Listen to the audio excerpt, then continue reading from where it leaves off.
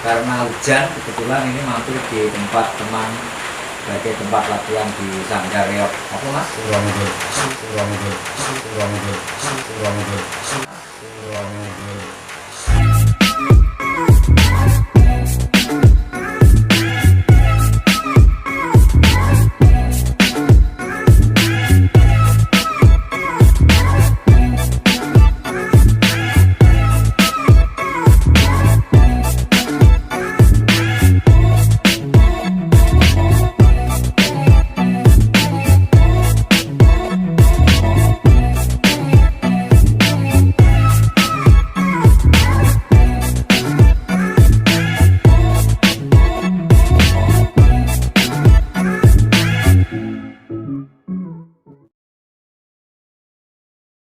Assalamualaikum warahmatullahi wabarakatuh. Salam budaya. Selamat pagi, siang, sore, malam teman-teman, sahabat-sahabatku. Kali ini kebetulan lagi ngiyup di tempat rekan kita, di mana tempat Sanggar Latihan Reok Suromenggolo. Nah, ini ada Mas Mariono Kendang. Marianto. Yeah. Nah, Mas Marianto Kendang. Juga masih bersama Mbah Salam. Punti-punti ini hujan deras Mbah, banjir. Ini timbang kebanjiran nyup. Pripun Mbah, sakniki kok banjir terus ndindi ngene piye ngono iki? Banjir niku mesti mangsa rendeng nggih Mas. Nggih. Tiga mesti mboten banjir. Iya. Nggih. Nek tanah tiga ya banjir niku jenenge musibah. Oh ngaten. Nah, wontenipun banjir menika pun klepatke sinten-sinten. Niku lepate menungsane piyambak Mas. Saking pakatene manungsa. Contoh mawon riyen niku alas niku tesih wetel, pundi-pundi alas, pundi-pundi tepitan. Lah kathah sing sami niku lho Mas, negori kayu sing tanpa ngangge nggih kayu. Lah mongko sing jenenge kekayon niku saged ngingsep ilining toya. Nggih. Kok yo pinter men Kaku e. Sombong amat. Tapi kula mireng terus jenengan ken ngruwat bumi niku pripun? Nggih nate Mas, kula kan ngruwat bumi niku kula tulak muntan-muntan. Oh, ditolak. Nggih kula tolak sebabe napa? Wong kula niki nggih manungsa lumrah. Ya kula kok kan ngruwat bumi niku terus bumi niku dosane napa? Sing salah nggih manungsane. Mongko jenenge bumi Mas. Niku sipate adil. Adil, amot lan momot. Barang sing elek temumpang teng bumi, sing apik temumpang teng bumi. Awake dhewe niku pun to, kalih bumi niku utange akeh Mas. Nggih. Dinsiki, dipaculi, diisingi, diuyuhi. Nah. Mboten gathang resula. Lha kula kan ngruwat niku karepe pripun? Lah nggih mboten tene menalar to ngruwat kok ngruwat bumi niku lho. Nggih. Ya syukur nek enten dalang sing luwih sadhuwure napa ngoten lho. Sing wani ngruwat bumi. Nggih sing wani ngruwat bumi monggo ning kula tetep kula tulak Mas. Nggih. Mulane sok nika enten sing ngendika antarane budaya, agama kalih negara. Nah niku pancen bener Mas. Nggih ta. Gondelane wong urip niku pancen ki telu niku. Agama, Pathokane wong urip kan telu-telu to Mas. nggih. Lair, lakon, layon. Esuk awan bengi. Telu-telu Mas. Nah, agama, budaya, negara. Nek ngrembug budaya mun ngrembug agama mengke mudak serempetan. Oh, Ning nyawiji Mas. nggih. Agama, budaya, negara niku mboten saged pisah. Ning kula wangsuli melih. Nek ngrembug budaya mun ngrembug agama. Tembunge Islam ablu napa niku? Ablu minanas, ablu minallah. Tegese niku agama niku bute wong urip angsale manembah teng Gusti Allah miturut kapercayan. Wow. Ning agama sing teng Indonesia niku cacahe nek mboten tentu 5 to. Nggih. Niku agama napa mawon nek saking pangagih kula niku Gusti Allah nggih namung siji.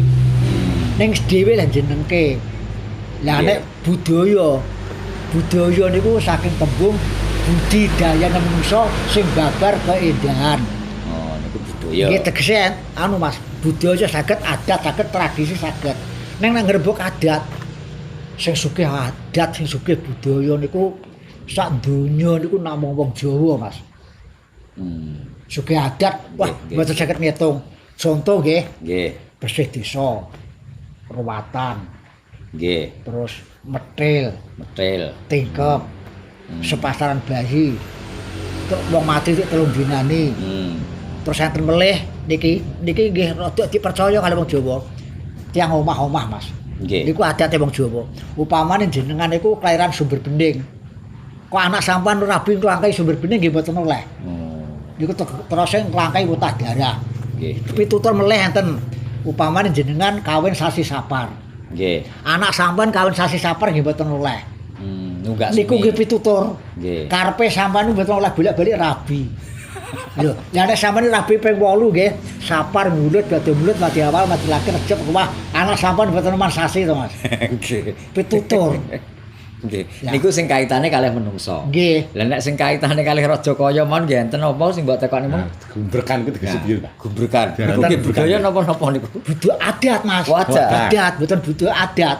Lah adat niku manggene teng kapercayaan. Peraturan yang tidak tertulis. Oh. Nggih to? Nggih. Peraturan yang tidak tertulis niku namanya adat. Nah, gumbrekan niku wancine tertentu, Mas.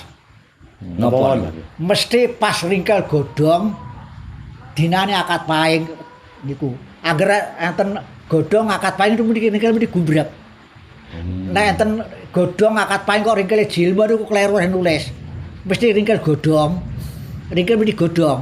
Lah sing gadah ringkel ukon niku namung wong Jawa, mun sampean tekok wong Sumatera mengke ringkel niku napa ora mboten Jawa. Ora ngerti. Ya, ngerti. gumbrekan niku nek cara kula jenengan wetone Rajakaya. Tirone Rajakaya karepe Oh. Gusti Allah niku ngakon teng menungso matur nuwun dene diparingi Rajakaya. Lah terus yang termelih adate wong Jawa, Mas. Nek bodho niku angger bar salat Id ora bodho ngetokne niku pacul. Nggih, gaman. Pokoke sembarang mesti dikembangi. Niku sampean ngerti karepe. Mboten lho. Lho nek karo kok kembangi. Bisa dibayar. Melok-melok. Bisa dibayar. Melok-melok. Nggih. Nah, iku ngeten. Nah niku napa tegese? Ngeten tegese ngeten. Wesi nggih. Nggih. Nek miturut mbah-mbah riyen niku crita wesi kalih wong niku bakale padha teruse. Tuwek menungso. Ning nek mangan njaluk dhisik wesi. Lho, kok saged, Pak? Lho, pun sampean rokok Rokok-rokok. sisane wesi. Rokok sisane wesi. Pari sisane wesi. Nggih. Pelem sisane wesi. Sampeyan mangan pelem bayi ajar rokok itu dionteki riyen. Nandure nggih ngangge wesi. Oh. Wong urip niku sing dipangan sisane wesi pun napa mawon.